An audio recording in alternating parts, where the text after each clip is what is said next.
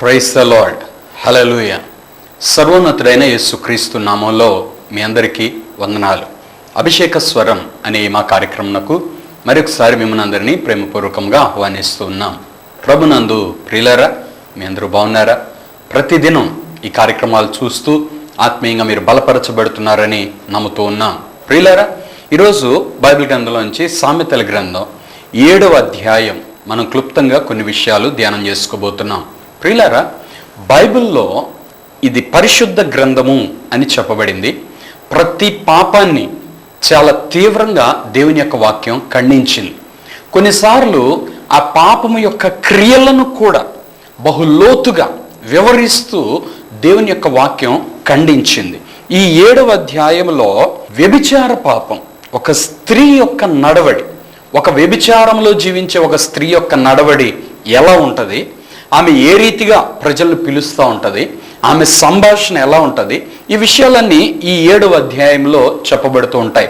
అయితే అలాంటి వాటన్నిటిని నువ్వు తప్పించుకోవాలి అని లాస్ట్లో ఒక సందేశాన్ని కూడా ఈ అధ్యాయంలో ఇవ్వటం మనం చూస్తాం. ఈరోజు సామెతల గ్రంథం 7వ అధ్యాయం మనం క్లుప్తంగా ధ్యానం చేసుకుందాం. నా కుమారుడా, నా మాటలను మనస్సున ఉంచుకొనుము, నా ఆజ్ఞలను నీ వద్ద దాచిపెట్టుకొనుము. నా ఆజ్ఞలను నీవు మనస్సున ఉంచుకొనిన ఎడల, నీ కనుపాపవలె నా ఉపదేశమును కాపాడిన ఎడల నీవు బ్రతుకుదువు. నీ వ్రేళ్లకు వాటిని కట్టుకొనుము, నీ హృదయమును పలక మీద వాటిని వ్రాసుకొనుము. ప్రియులారా, ఈ సామెతల గ్రంథంలో పదే పదే చెప్పబడే ఒక ప్రాముఖ్యమైన మాట ఏంటి అంటే, నా కుమారుడా, నువ్వు నా మాటలు జాగ్రత్తగా నీలో భద్రపరచుకో అని చెప్తూ ఉంటాడు. నా మాటలు నువ్వు జాగ్రత్తగా వినాలి. ఏదో విన్నట్టుగా వింటాం కాదు. నా మాట నువ్వు జాగ్రత్తగా వినాలి, అవి నీ హృదయంలో భద్రపరుచుకోవాలి అని చెప్పబడతా ఉంటుంది. ఇక్కడ చెప్తున్న మాట, నా కుమారుడా, నా మాటలు మనస్సును ఉంచుకో, నా ఆజ్ఞలు నీ యొద్ద దాచిపెట్టుకో. ప్రియులారా, మన దగ్గర దేవుని ఆజ్ఞలు దాచిపెట్టుకోవాలి. దేవుని ఆజ్ఞలు ఎప్పుడు మనం మర్చిపోకూడదు. అమ్మో, దేవుడిది చేయొద్దన్నాడు అనే ఆ భయం ఎప్పుడు మన గుండెల్లో ఉండాలి. ప్రియులారా, నా ఆజ్ఞలు నీవు మనస్సును ఉంచుకుంటే నీ కనుపాపవలె నా ఉపదేశమును కాపాడితే. ఈ దేవుని యొక్క వాక్యాన్ని మనం ఎలా కాపాడాలని దేవుడు చెప్తున్నాడంటే, కనుపాపలా కాపాడాలట. నీ కనుపాప వలె నా ఉపదేశమును కాపాడినట్లయితే నువ్వు బ్రతుకుదు అంటున్నాడు. ప్రియులారా, మన కంటికి కనుపాప, కనురెప్ప, అలాగే కంటి గుడ్డు ఉంటాయి అన్నమాట. బైబిల్లో దేవుడు చెప్పిన మాట, మీరు నా కన్ను గుడ్డై ఉన్నారు అంటాడు. కంటి గుడ్డును కంటి రెప్ప ఏ రీతిగా కాపాడుతుందో అలాగూ దేవుడు మనల్ని కాపాడుతున్నాడు అని చెప్తాడు. ఇక్కడేమో దేవుని యొక్క వాక్యంలో నువ్వు నా ఆజ్ఞలు ఎలా కాపాడాలంటే నీ కనుపాపల నా ఉపదేశాన్ని నువ్వు కాపాడాలి అంటున్నాడు. అంటే ఈ కనుగుడ్డుని, లేక కనుపాప అంటే కనుగుడ్డేనండి, ఆ కనుగుడ్డుని ఈ కంటి రెప్ప ఎలా కాపాడుతుంది, అలాగా దేవుని యొక్క ఆజ్ఞలు మనకు తోడుగా ఉండాలట. ఏదైనా ఆపద, పాపం మన హృదయాన్ని అలా తట్టినప్పుడు వెంటనే దేవుని వాక్యం మన గుండెల్లో ఉండి అలాగా పలకాలి. ఆ వాక్యం ఎప్పుడైతే మనలోనికి వస్తుందో వెంటనే ఒక భయం మనకు వచ్చేయాలి. అమ్మో, ఇది నేను మాట్లాడకూడదు, అమ్మో ఇది నేను చేయకూడదు అనే ఒక గ్రహింపు మనకు వచ్చేయాలి. ప్రియులారా, ఇక్కడ చెప్తున్నాడు చూడండి, దేవుని యొక్క ఆజ్ఞలు గాయకుంటే, దేవుని యొక్క వాక్యాన్ని మన హృదయంలో పెట్టుకుంటే ఏ రీతిగా దేవుని యొక్క వాక్యం కాపాడుతుంది అనే విషయాలు కొన్ని ఇక్కడ చెప్తూ ఉంటాడు. 4వ వచనం, జ్ఞానముతో నీవు నా అక్కవనియు, తెలివితో నీవు నాకు చెలికత్తెవనియు చెప్పుము అంటున్నాడు. ప్రియులారా, జ్ఞానం ప్రజలకు చాలా అవసరం అండి. ఎక్కడ ఎలా మాట్లాడాలి, ఎక్కడ ఎలా ప్రవర్తించాలి, ఎవరితో ఎలా ఉండాలి, ఈ జ్ఞానం మనకి చాలా అవసరం. రెండవది, తెలివి కావాలి. తెలివి కూడా అవసరం. తెలివి, జ్ఞానము, వివేచన, ఇవి దేవుని నోట నుండి వచ్చే అద్భుతమైన వరాలు. ఇవి పరిశుద్ధాత్మ దేవుని వరాలు. ప్రియులారా, కాబట్టి మనము దేవుని యొక్క వాక్యం ఎంత చదువుతామో అంత జ్ఞానం కలిగి ఉంటాం. దేవుని యొక్క వాక్యం ఎంతగా మనకు తెలుసో అంత తెలివి కలిగి ఉంటాం. అంటే వాక్యాన్ని అనుసరించి నడవటమే తెలివి. ప్రియులారా, ఆ వాక్యానుసారంగా ఆపదల నుండి తప్పించుకోవటమే వివేచన. ప్రియులారా, ఇవి ఎప్పుడైతే మనం కలిగి ఉంటామో మన జీవితం చాలా అద్భుతంగా ఉంటుందండి. 5వ వచనం, అవి నీవు జార స్త్రీ వద్దకు పోకుండాను, ఇచ్చికములాడు పరస్త్రీకి లోబడకుండాను నిన్ను కాపాడును. చూడండి, దేవుని యొక్క వాక్యం ప్రతి వ్యక్తిని పాపములో పడకుండా కాపాడుతుందండి. దావీదు అందుకే 119వ కీర్తనలో చెప్తాడు, దేవా, నీ ఎదుట నేను పాపము చేయకుండానట్లు నా హృదయములో నీ వాక్యమును ఉంచుకొని ఉన్నాను అని చెప్తూ ఉంటాడు. ఇక్కడ చెప్తున్నాడు, నువ్వు జ్ఞానాన్ని తెలివిని నువ్వు కలిగి ఉంటే, ఆజ్ఞలను గైకుంటే, వాక్యాన్ని నీ మనస్సులో పెట్టుకుంటే అది నిన్ను ఎక్కడ కాపాడిద్ది అంటే జార స్త్రీ వద్దకు పోకుండా కాపాడుతుంది. జార స్త్రీ అంటే పెళ్లి చేసుకోకుండా అనేక మంది పురుషులతో అక్రమ సంబంధం కలిగి ఉన్న స్త్రీ జార స్త్రీ. ప్రియులరా, ఎయిడ్స్ వ్యాధి ఎలా వస్తుంది అంటే వ్యభిచార పాపాన్ని బట్టండి. ప్రతి స్త్రీకి ఒకే ఒక్క భర్త ఉండాలి, ఒకే ఒక్క వ్యక్తి సొంత పురుషుడుగా ఉండాలి. అంతేగాని అనేక రకాలైన పురుషులతోటి, అనేక రకాలైన స్త్రీలతోటి సంబంధం కలిగి ఉండటం అనేది మానవ జీవితంలో అది సరైన విధానం కాదు. అది దేవుని ఆజ్ఞ అతిక్రమం, అది పాపం. ఆ పాపం వలన వచ్చే జీతం మరణం. అందుకే ఎయిడ్స్ వ్యాధి వస్తుంది. ఎయిడ్స్ వ్యాధికి సరైన మందు కూడా ఇప్పటివరకు కనుగొనలేని పరిస్థితి ఏర్పడతా ఉంది. ఎందుకంటే అది దేవుని యొక్క శిక్ష. కాబట్టి ఇప్పుడు ఆజ్ఞలు, వాక్యము మన హృదయంలో ఉంచుకొని మనం భద్రంగా కాపాడుకుంటూ జీవితాన్ని కొనసాగిస్తే జార స్త్రీ దగ్గరకు పోకుండా కాపాడుతాయట. ఒక వ్యక్తి వ్యభిచారంలో జీవిస్తున్నారంటే ఆ స్త్రీ వైపు కూడా చూడటానికి ఇష్టం అనిపించదు. ఆ స్త్రీతో స్నేహం చేయరు, ఆ స్త్రీతో మాట్లాడరు, ఆ స్త్రీ ఉన్న దారి దగ్గర కూడా వెళ్లకుండా వాళ్ళు కాపాడుకుంటారు. తర్వాత ఇచ్చికములాడు పరస్త్రీ, ఇది అక్కడక్కడ మనకు కనబడుతూ ఉంటుంది. కొంతమంది స్త్రీలు హృదయంలో మోహపు వాంఛలు పెట్టుకొని బయటికి చతుర్లాడుతుంటారు. వాళ్ళ గుండెల్లో ఉన్నది ఏంటంటే కామం, కానీ వీళ్ళు బయటికి చతుర్లాడుతూ ఉంటారు. అలా ఇచ్చికములాడే ఆ పరస్త్రీ అంటే అమ్మాయి, వేరే అమ్మాయి, ఆ అమ్మాయి దగ్గరికి పోకుండా, ఆ అమ్మాయికి లోబడకుండా నిన్ను కాపాడేది దేవుని యొక్క వాక్యం. ప్రియులారా, ఈ విషయాన్ని మనం గమనిస్తే యోసేపుని పోతీఫర్ భార్య శోధించింది. యోసేపుకి ఏ అభిప్రాయం లేదు, కానీ ఆ పోతీఫర్ భార్యకు అభిప్రాయం ఉంది. యోసేపు అందగాడని, తెలియగలిగినోడని, రూపవంతుడని చూసి యోసేపుని ఎలాగైనా లొంగ తీసుకోవాలని ఆ స్త్రీ చాలా ప్రయత్నాలు చేసింది. కానీ యోసేపుని కాపాడింది దేవుని ఎడల ఉన్న భయం.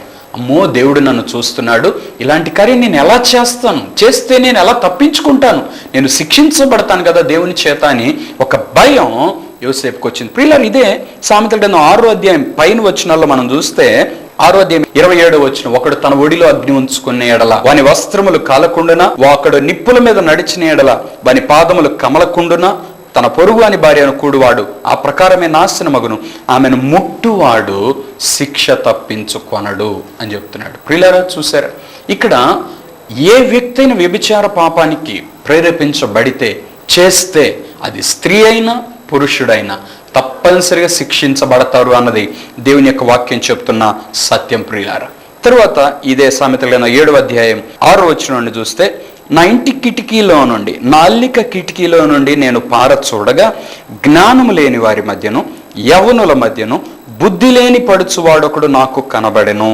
ప్రియులారా, ఇది సొలొమోను రాస్తున్న సామెతల గ్రంథం. అనేక విషయాలు ఈయన పరిశీలించి పరిశోధనాత్మకంగా తెలుసుకొని వ్రాస్తున్నాడు. ఈయన జ్ఞానం భూలోకంలో ఉన్న ఏ మనిషికి లేదు, ఇక తర్వాత పుట్టే వాళ్ళకు కూడా ఉండదు. అంత జ్ఞానవంతుడైన వ్యక్తి. ఈ వ్యక్తి రాస్తున్న మాటలు ఏంటంటే, ఒకరోజు ఒక యవనస్తుడిని చూస్తూ ఉన్నాడట. ఈ వ్యక్తి ఎవరు అంటే జ్ఞానం లేని వారి మధ్య ఉంటున్నాడు, అలాగే యవనస్తుల మధ్య ఉంటున్నాడు, బుద్ధి లేనోడిగా ఉంటున్నాడు. ఇట్లాంటి వాడిని చూస్తూ ఉన్నాంట. ఈయన జీవితం ఏమైందో చెప్తున్నాడు చూడండి, 8వ వచనం.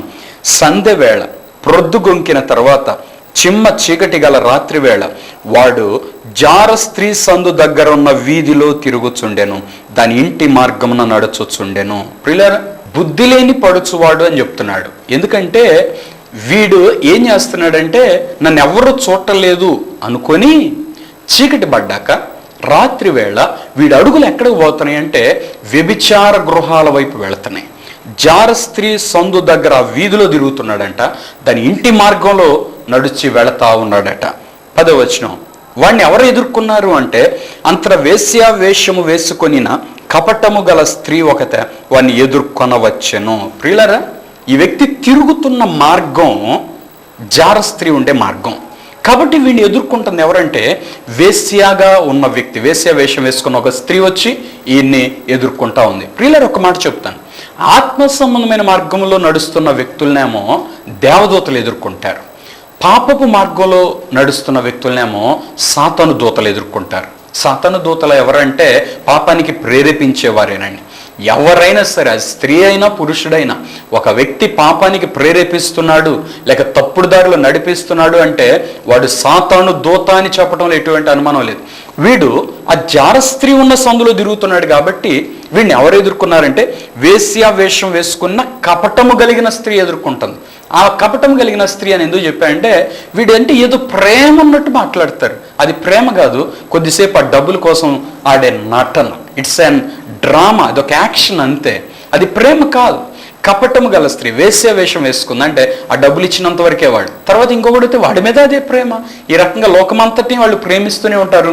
అదే ప్రేమతో రోగాలు అంటగడుతూ ఉంటారు. ప్రియులారా, ఆ మార్గంలో నాశనం తప్ప సంతోషం కానీ, సమాధానం కానీ, ఆశీర్వాదం కానీ, మేలు కానీ ఉండదు.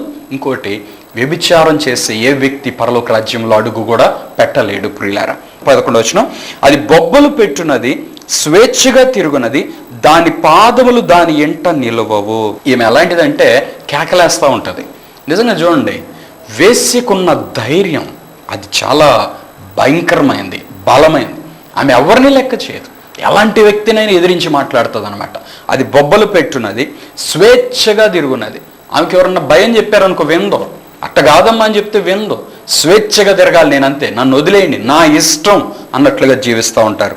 తర్వాత దాని పాదములు దాని ఎంట నిలవవు. అది ఇంట్లో ఉండదు కానీ వాళ్ళలోకి వెళ్తూ ఉంటుంది. ప్రియులారా, ఇటువంటి ప్రవర్తన కలిగిన స్త్రీ ఆమె పాపమునకు ప్రేరేపించడం మాత్రమే కాదు, కొన్ని కుటుంబాలు నాశనం చేసే వ్యక్తిగా కూడా మారిపోతూ ఉంటుంది. ప్రియులారా, ఒక మాట చెప్తున్నాను, ఒక స్త్రీ అక్రమ సంబంధంలో జీవిస్తుంది అంటే ఆమె ఆ కుటుంబంలో ఉన్న వాళ్ళందరికీ ఎంత మానసిక వేదన గురి చేస్తూ ఉంటుంది. ప్రియులారా, ఏ పాపము ఒక వ్యక్తిని సంతోషపరచలేదు, అలాగే ఏ వ్యక్తిని సంతోషపరచలేదు. ప్రతి పాపం వెనక ఖచ్చితంగా దుఃఖమే ఉంటుందండి, విచారమే ఉంటుంది, బాధ ఉంటుంది. అవి తప్ప సంతోషం అనేది ఎక్కడ దొరకదు. సంతోషంగా కనిపించినా అది ఒక భయంకరమైన నాశనాన్ని కలిగించేదిగా ఉంటుంది. ప్రియులారా, తర్వాత 12వ వచనం, ఒకప్పుడు ఇంటి ఎదుటను ఒకప్పుడు సంత వీధుల్లోనూ అది ఉండును, ప్రతి సందు దగ్గరను అది పొంచి ఉండును. చూడండి, ఒక వేశ్య యొక్క జీవితం ఎలా ఉంటుందో సొలొమోను చాలా తేటగా వివరిస్తూ ఉన్నాడు. ఈ దినాల్లో కొంతమంది స్త్రీలు కుటుంబంలో ఒక భయభక్తులు లేని జీవిత విధానం, దేవుని సన్నిధిలో కనిపెట్టవలసిన స్త్రీ. మరియా ఎక్కడ కూర్చుందంటే యేసయ్య పాదాల దగ్గర కూర్చొని దేవుని యొక్క వాక్యం వింటుంది. కానీ ఈ స్త్రీ ఎక్కడ ఉందంటే ఈమె కాసేపు ఇంటి ఎదురు ఉంటుందంట, కాసేపు వీధుల్లో రోడ్డు మీద ఉంటుందంట, కాసేపు వీధి మూలల్లో సందు దగ్గర పొంచి ఉంటుందంట. ఎందుకంటే ఈ బుద్ధి లేని వాళ్ళు వస్తుంటారుగా, వాళ్ళు పట్టుకుంటుంది, వాళ్ళని తీసుకెళ్ళి వ్యభిచార గృహాల్లోకి తీసుకెళ్ళి వాళ్ళ జీవితాలు నాశనం చేసేస్తుంది. ప్రియులారా, తర్వాత 13వ వచనం, అది వాన్ని పట్టుకుని ముద్దు పెట్టుకుని సిగ్గుమాలిన ముఖం పెట్టుకుని ఇట్లా, నేను సమాధాన బలులో నేను అర్పింపవలసి ఉంటిని, నేడు నా మ్రొక్కుబళ్ళు చెల్లించి ఉన్నాను, కాబట్టి నేను నిన్ను కలిసి కొనవలెనని రాగా నిన్ను ఎదుర్కొనవలెనని బయలుదేరగా నీవే కనబడితివి.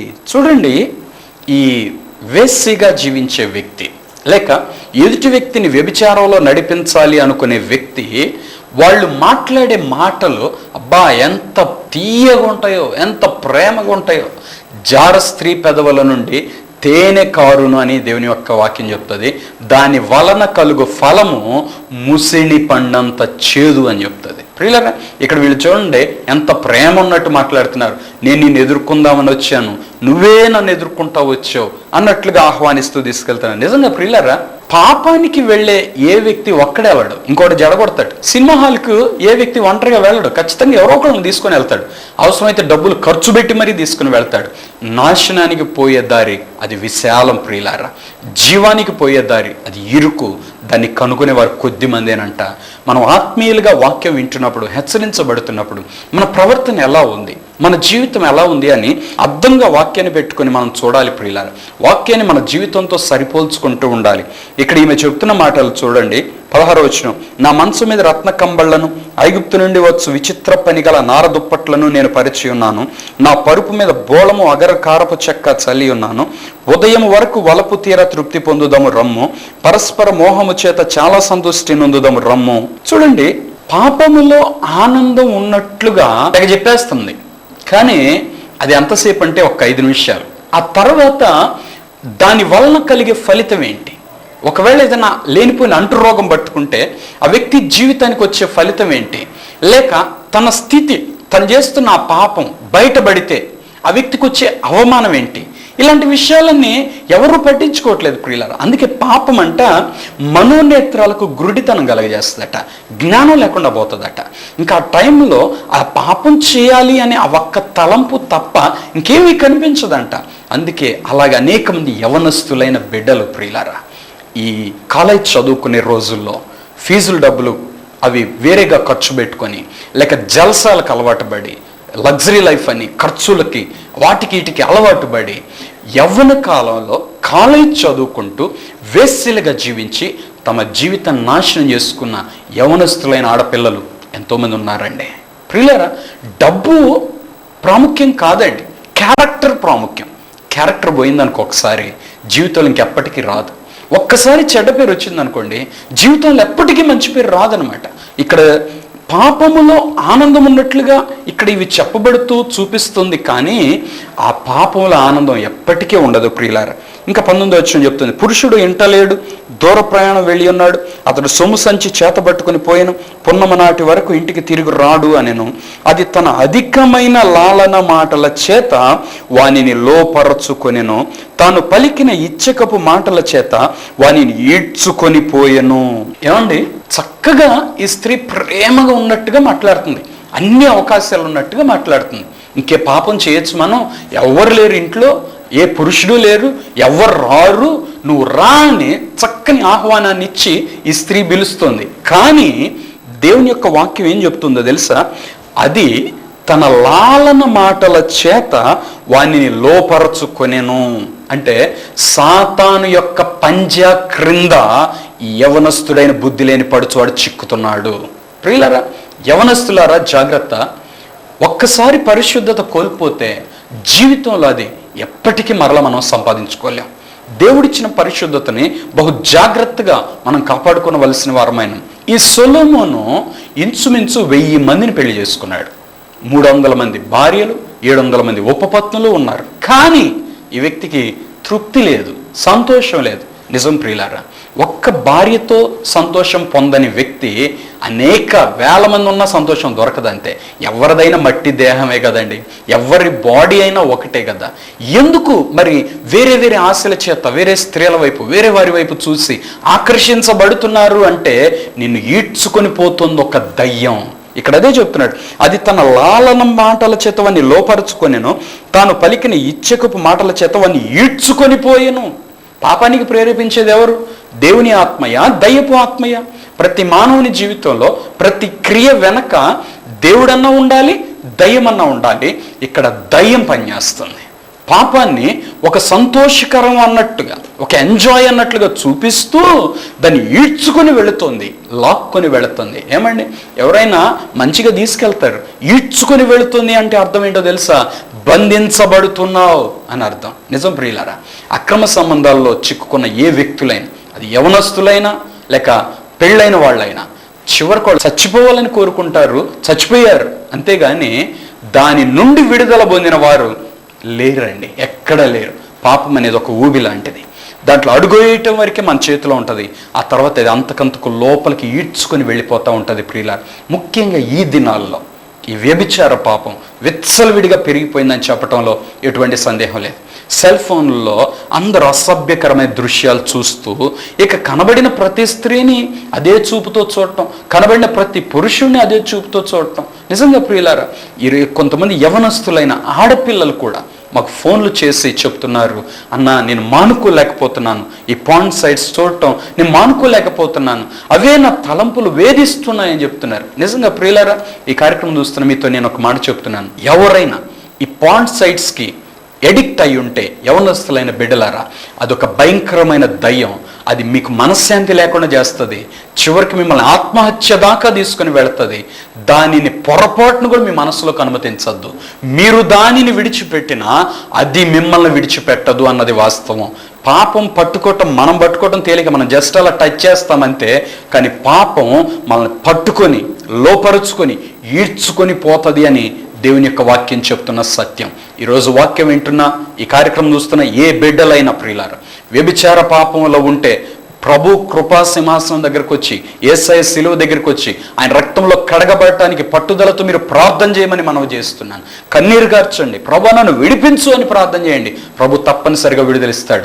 అలాగే యవనస్తులైన బిడ్డలు ఎవరైనా ఈ పాన్ సైట్స్ కానీ అడిక్ట్ అయి ఉంటే మీరు పట్టుదలతో మోకరించి ప్రార్థన చేయండి. ప్రభు నన్ను విడిపించు ఈ బంధకాల నుండి అని ఉపవాసం ఉండి కన్నీరు గార్చి ప్రార్థన చేయండి. తప్పనిసరిగా ప్రభు విడిపిస్తాడు. ప్రియులారా, ప్రభు ఇచ్చే మార్పు అది ఒక అద్భుతమైందండి. అసలు ఆ తలంపులున్న మనసు మొత్తం తీసేసి ఒక క్రొత్త మనసు పెట్టేస్తాడండి. అప్పుడు మనం ఎవరిని చూసినా ఏమీ అనిపించదండి. మన మనసు కదలని స్థిరమైన హృదయం దేవుడిస్తాడు. నా యవ్వన ప్రాయంలో నా 19వ ఏట నేను దీన్ని అనుభవించాను. ప్రియులారా, అంతకుముందు ఆడపిల్లను చూస్తే వేరే దృష్టితో చూస్తూ ఉండేవాడిని. కానీ ఎప్పుడైతే ప్రభు దగ్గర నేను మారు మనసు పొంది ప్రార్థన చేశానో, ప్రభు నా హృదయం మార్చారో, ఇక ఇప్పుడు స్త్రీలను చూస్తే నాకు వాళ్ళు స్త్రీలుగా కనిపించలేదు, ఏదో ఒక బొమ్మలుగా కనిపించారు అంతే. ప్రియులారా, కాబట్టి మన జీవితంలో అటువంటి పరిశుద్ధతను పరిశుద్ధాత్మ దేవుడు ఇవ్వగలడు. ఏ చెడు తలంపు రాని పరిశుద్ధ జీవితం సాధ్యమే, పరిశుద్ధాత్మ దేవుడు ఇస్తాడు. ప్రియులారా, తరువాత 22వ వచనం, ఈ వ్యభిచారంలో చిక్కున్న వ్యక్తి నాశనాన్ని గురించి ఇంకా చెప్తున్నాడు చూడండి. వెంటనే పశువు వదకు పోవునట్లు, పరులచే జిక్కిన వాడు సంఖ్యలోనికి పోవునట్లు, తనకు ప్రాణహానికరమైనదని ఎరుగక ఉరియొద్దకు పక్షి త్వరపడినట్లు వాని గుండెను అంబు చీల్చు వరకు వాడు దాని వెంట పోయెను. ప్రియులారా, వ్యభిచార పాపం ఎంతగా ఆకర్షిస్తుందో అంత లోతైన గాయం చేస్తుంది అని చెప్పడంలో ఎటువంటి సందేహం లేదు. ఇక్కడ చెప్తున్న మాట ఏంటంటే, పశువు వదకు ఈడ్చుకొని పోయినట్లుగా, పశువుకి ఇష్టం ఉన్నా లేకపోయినా వధించేవాడు తీసుకెళ్తాడు, వధిస్తాడు. కట్టబడ్డ తర్వాత పూర్తిగా యజమాని స్వాధీనంలోనికి పశువు వెళ్ళిపోతుంది. తర్వాత ఒక పక్షి ఊరి దగ్గరికి వెళ్తుందంట. వేటగాడు ఊర్లు పెడతాడు, దాని కింద గింజలు చల్లుతాడు. ఈ పక్షి ఊరిని చూడకుండా గింజలు చూసి కానీ వెళ్ళి తినదనుకోండి, ఆ ఊరిలో చిక్కుకుంటుంది, ఇంకంతే, దాని లైఫ్ అయిపోయినట్టే. తర్వాత దాని గుండెను చీలుస్తుందంట అంబు. నిజంగా ప్రియులారా, పక్షిని వేటగాడు తర్వాత ఏం చేస్తాడు, చక్కగా వంట వండుకొని తినేయడు, అది చీల్చే వరకు వాడు దాని వెంట పోయాను అని చెప్తున్నాడు. 24వ వచనం, నా కుమారులారా చెవియొగ్గుడి, నా నోటి మాటలు ఆలకింపుడి, జార స్త్రీ మార్గముల తట్టు నీ మనస్సు తొలగనీయకుము, దారి తప్పి అది నడుచు త్రోవల్లోనికి పోకుము. చూడండి, మనస్సును జాగ్రత్త కాపాడుకోమని దేవుడు వాక్యం ద్వారా హెచ్చరిస్తున్నాడు. ఈ కార్యక్రమం చూస్తున్న స్త్రీలైన వారైనా పురుషులైన వారైనా, యవనస్తులైనా యవనురాండ్రైనా, చిన్నలైనా పెద్దలైనా, ప్రియులారా, నీ మనస్సు జాగ్రత్తగా కాపాడుకో. నీ మనస్సు స్త్రీల వైపుకి వెళ్ళకూడదు, నీ మనస్సు పురుషుల వైపుకి వెళ్ళకూడదు. నీ మనస్సు కాపాడుకో. దారి తప్పి అది నడిచే త్రోవలకు వెళ్ళొద్దు అంటున్నాడు. అంటే అది నడిచే త్రోవలకు కానీ నువ్వు వెళితే నువ్వు దారి తప్పుతున్నావు అన్నది వాస్తవం. మన దారి తొలగకుండానట్లుగా మనం పరిశుద్ధ మార్గంలో నడవాలంటే మనం దేవుని కొరకు కనిపెట్టుకుని జీవించే వారుగా ఉండాలి. ప్రియులారు, 26వ వచనం, అది గాయపరచి పడద్రోసిన వారు అనేకులు, అది చంపిన వారు లెక్కలేనంత మంది. దాని ఇల్లు పాతాళమునకు పోవు మార్గము, ఆ మార్గం మరణశాలలకు దిగిపోవును. ప్రియులారా, నరకములో ఎంతమంది వ్యభిచారులు ఉన్నారు అంటే లెక్కలేనంత మంది ఉన్నారు. డబ్బు పెరిగిన ప్రతి వ్యక్తి 2 పాపాల్లో పడిపోతాడు. బాగా చేతిలో డబ్బు ఉందనుకోండి, ఆ వ్యక్తి త్రాగటానికి వ్యభిచారానికి, ఈ 2 సుఖం అనుకుంటున్నాడు. కానీ ఈ 2 నరకానికి వెళ్ళటానికి దగ్గర ద్వారాలు. తెలుసా ప్రియులారా, వ్యభిచారం చేసే ఏ వ్యక్తి పరలోక రాజ్యంలో ఉండలేడు, త్రాగుబోతుగా ఉన్న ఏ వ్యక్తి పరలోక రాజ్యంలో ఉండలేడు. ఇద్దరు నరకానికి వెళ్ళిపోతారు. ఇక్కడ దేవుని వాక్యం చెప్తుంది, అది గాయపరచి పడద్రోసిన వారు అనేకులు. వ్యభిచారంలో ఒక వ్యక్తి పడ్డాడు అంటే ఇంకా వాడు పడిపోయాడు. ఇంక అంతే. ఎక్కడ దాకా పడ్డాడంటే పాతాళమునకు పోవు మార్గం అంట దాని ఇల్లు. దాని ఇల్లు ఎక్కడికంటే పాతాళానికి పోయే మార్గం. ఇప్పుడు దాని ఇంట్లోకి నువ్వు అడుగు పెడుతున్నా, దాని ఇంటి వైపు నువ్వు అడుగులు వేస్తున్నా, నువ్వు ఎక్కడికి వెళుతున్నావు అంటే పాతాళానికి వెళుతున్నావు అని చెప్తుంది. తర్వాత అది చంపిన వారు లెక్కలేనంత మంది, ఎంతో మంది పోయారు. ఇప్పటికే చాలా మంది ఆ వ్యభిచారంలో పడిపోయారు. ఈ రోజున ప్రపంచాన్ని మీరు గమనించండి, అత్యాచారాలు ఎక్కువైపోతున్నాయి, మర్డర్లు ఎక్కువైపోతున్నాయి. నిన్నగాక మొన్న ఒక పేపర్లో చదివాను నేను, ఒక తండ్రి 5 సంవత్సరాల చిన్న పాపను రేప్ చేశాడంటండి. ఇంత విచ్చలవిడిగా ఈ రోజున ఈ వ్యభిచార పాపం జరుగుతుంటే దాన్ని ఖండించవలసిన బాధ్యత, అలాంటి పాపం నిర్మూలించబడటానికి ప్రార్థన చేయవలసిన బాధ్యత దేవుని పిల్లలుగా మన మీద ఉంది. ఒక సేవకుడిగా మన మీద, నా మీద, మీ మీద ఉంది. అలాగే ఒక విశ్వాసుగా నీ మీద, నా మీద, మనందరి మీద ఉంది. పాపపు క్రియలు నిర్మూలించబడినట్లుగా, అపవాది క్రియలు నిర్మూలించబడినట్లుగా, దేవుని కుమారుడు ప్రత్యక్షమగునట్లుగా, దేవుని వాక్యం వెల్లడి అగునట్లుగా మనం ప్రార్థన చేయాలి. దేవుడు ఆ పాపం నుండి ప్రజలను విడిపిస్తాడు. ఆ మార్గం మరణశాలకు వెళుతుంది, దాని ఇల్లు పాతాళానికి వెళుతుంది. అంటే ఈ పాపంలో ఉన్న ఈ వ్యక్తులందరూ ఎక్కడికి వెళుతున్నారంటే నరకానికి, మరణశాల. పరలోకంలోనేమో విందుశాల. 7 సంవత్సరాలు 7 ఏళ్ళు అక్కడ విందు జరగబోతుంది, నరకమేమో మరణశాల. ప్రియులారా, ఈ దినంలో యవనస్తులైన వారి కొరకు మనం ప్రార్థన చేయాలి. ముఖ్యంగా తల్లిదండ్రులైన వారు మీ బిడ్డల కోసం కన్నీరు కార్చి ప్రార్థన చేయమని మనం చేస్తున్నాను. ఆడపిల్లలైనా మగపిల్లలైనా మా పిల్లోడు మంచోడు అని మీరు చెప్పటం కాదు, కానీ వాళ్ళ మనస్సుని దేవుడు కాపాడునట్లుగా వాళ్ళ కోసం ప్రార్థన చేయండి. యవనస్తుల చేత దేవుని యొక్క వాక్యాన్ని చదివించండి. ప్రియులారా, వాక్యం చదవాలి, ఎక్కువగా ప్రార్థన చేయాలి, వాక్యానుసారమైన జీవితం కలిగి జీవించాలి, మారు మనస్సు పొందిన జీవితంలోనికి రావాలి. మారు మనస్సు అంటే ఏంటంటే దేవుడు నన్ను చూస్తున్నాడనే భయం రావాలి. ఆ భయం ఎప్పుడైతే ఒక యవనస్తుడికి వస్తుందో ఆ దేవుని భయం ఆ వ్యక్తి పాపం చేయనీయకుండా కాపాడుతుంది. ప్రియులారా, ఆ భయం లేకపోతే ఇవాళ మంచోడు కావచ్చు, రేపొద్దునే పాపంలో పడిపోవచ్చు. మీ బిడ్డ మంచివాడేనమ్మా, లోకం మంచిది కాదే. మీ బిడ్డ మంచివాడే, బయటకు వెళ్తే మంచిగానే తిరిగి వస్తాడు, ఎవరి వైపు చూడు. కానీ లోకం పట్టుకుంటే, లోకము చేతికి చిక్కడని నువ్వెలా చెప్తావు? లోకము మీ బిడ్డ మీద దాడి చేయకుండా ఉండునట్లుగా నువ్వు ప్రార్థన చేయవలసిన అవసరత ఎంతో ఉంది. విలాపవాక్యాలు 2:19 అదే చెప్తుంది. నీవు లేచి రేయి మొదటి జామున మొర్రపెట్టు, నీ పసిపిల్లల ప్రాణం కొరకు నీ చేతులు ఆయన తట్టెత్తు, కన్నీరు కారనిమ్ము అంటాడు. నదీ ప్రవాహంలో నీ కన్నీరు పారనిమ్ము అంటాడు. రేయి మొదటి జామున లేచి మొర్రపెట్టండి. తల్లిదండ్రులారా, మీ బిడ్డల కోసం ప్రార్థన చేయండి. వ్యభిచార పాపము నుండి ఈ దేవుడు ఈ దేశాన్ని, ఈ పట్టణాలను, ఈ గ్రామాలను, దేవుని బిడ్డలను ముఖ్యంగా విడిపించినట్లుగా ప్రార్థన చేయండి. ఈ దినాల్లో అనేక మంది సేవకులు, విశ్వాసులు కూడా ఈ వ్యభిచార పాపంలో పడిపోతూ ఉన్నారు ప్రియులారా. కాబట్టి వారందరి కోసం మనం ప్రార్థన చేయాలి. బయటికి భక్తులుగా ఉంటూ సీక్రెట్గా మోహపు తలంపుల్లో జీవించే వాళ్ళు చాలామంది ఉన్నారు. సీక్రెట్గా అక్రమ సంబంధాల్లో జీవించే వాళ్ళు చాలామంది ఉన్నారు. ఈ కార్యక్రమం చూస్తున్న మా ప్రియమైన విశ్వాసులు, క్రైస్తవులు, సేవకులు ప్రతి ఒక్కరికి నేను మనవి చేస్తున్నాను, మీ తలంపులు ఎలా ఉన్నాయి? మీ తలంపుల మోహపు చూపులున్నా కూడా నువ్వు దేవుని ఎదుట దోషివే కదా. నీ తలంపులను పరాయి స్త్రీని కోరుకున్న దేవుని ఎదుట దోషివే కదా. ఒకవేళ క్రియల్లో ఉంటే అవన్నీ విడిచిపెట్టి ప్రభు కోసం జీవిద్దాం. ఆత్మల సంపాదన మన ధ్యేయంగా బ్రతుకుదాం. విశ్వాసులుగా మనం సిద్ధపడదాం, అనేక మందిని సిద్ధపరుద్దాం, ప్రభు రాకడ కొరకు సిద్ధపరుద్దాం. మనమందరం ప్రభు రాజ్యంలో ఉండినట్లుగా సిద్ధపడదాం. అటువంటి కృప దేవుడు దయచేయాలని, వ్యభిచార పాపం నుండి మన దేశాన్ని దేవుడు విడిపించాలని, ఈ దేశం మీద ఇప్పుడు విచ్చలవిడిగా కుమ్మరించబడుతున్న ఈ వ్యభిచార పాపం నిర్మూలించబడాలని మనమందరం ప్రార్థన చేద్దాం. అందరూ తల్ల వంచి కళ్ళు మూసుకోండి, ప్రార్థన చేద్దాం. పరిశుద్ధమైన తండ్రి, ప్రేమ కలిగిన ప్రభువానికి వందనాలు, స్తోత్రాలు. ఎంతమంది ఈ కార్యక్రమం చూస్తున్నారో తండ్రి, మా ప్రియులందరూ మీరు దర్శించమని ప్రార్థన చేస్తున్నాను నాయన. తండ్రి, యేసు నామములో బిడ్డలు మీరు తాకండి ప్రభువా. ఎవరెవరైతే వ్యభిచార బంధకాల్లో ఉన్నారో తండ్రి, వారందరినీ మీరు విడిపించమని ప్రార్థన చేస్తున్నాం తండ్రి. ముఖ్యంగా యవనస్తులైన బిడ్డలు మీరు దర్శించమని ప్రార్థన చేస్తున్నాను ప్రభువా. పరిశుద్ధ జీవితం జీవించడానికి కృప దయచేయండి తండ్రి. మా దేశం మీద నీ రక్తాన్ని ప్రోక్షిస్తున్నాను నాయన. అయ్యా, పవిత్రపరచమని ప్రార్థన చేస్తున్నాను. వ్యభిచారానికి ప్రేరేపించే ప్రతి దైవ శక్తులు బంధించండి ప్రభువా. పరిపూర్ణమైన విడుదల దయచేయండి తండ్రి. ఇప్పుడు మేము విన్న వాక్యానుసారంగా తండ్రి, పరిశుద్ధతలోనికి మమ్మల్ని నడిపించమని ప్రార్థన చేస్తున్నాం తండ్రి. నీ బిడ్డలుగా మేము జీవించడానికి కృప దయచేయండి. నేను పరిశుద్ధుడినై ఉన్నాను, మీరును పరిశుద్ధులై ఉండండి అన్న మీ వాగ్దానానుసారముగా మేము పరిశుద్ధులుగా జీవించడానికి కృప దయచేయండి. ఈ కార్యక్రమం చూస్తున్న ప్రతి వ్యక్తిని మీరు ఆశీర్వదించండి ప్రభువా. ప్రతి కుటుంబంలో మీ దీవెన, సమాధానం దయచేయండి తండ్రి. అక్రమ సంబంధాల్లో ఉన్న ప్రతి భార్యాభర్తలను ప్రభువా దర్శించమని ప్రార్థన చేస్తున్నాను. దేవుని భయం వారి మీదకి రావడానికి కృప దయచేయండి. ఆ బంధకాలని త్రేంచివేయమని ప్రార్థన చేస్తున్నాను తండ్రి. ఎవరెవరైతే అనారోగ్యంతో బాధపడుతున్నారో యేసు నామములో ఇప్పుడే బిడ్డల్ని తాకండి ప్రభువా, స్వస్థపరచమని ప్రార్థన చేస్తున్నాను. నజరేయుడైన యేసు నామములో బిడ్డలకు అద్భుతం జరిగించండి తండ్రి. నీకు వందనాలు, స్తోత్రాలు. ఈ కార్యక్రమం చూస్తున్న ప్రతి కుటుంబాన్ని ఆశీర్వదించమని యేసు నామములో ప్రార్థిస్తున్నాను తండ్రి. ఆమేన్. దేవుడు మిమ్మల్ని అందరినీ దీవించును గాక. ఆమేన్.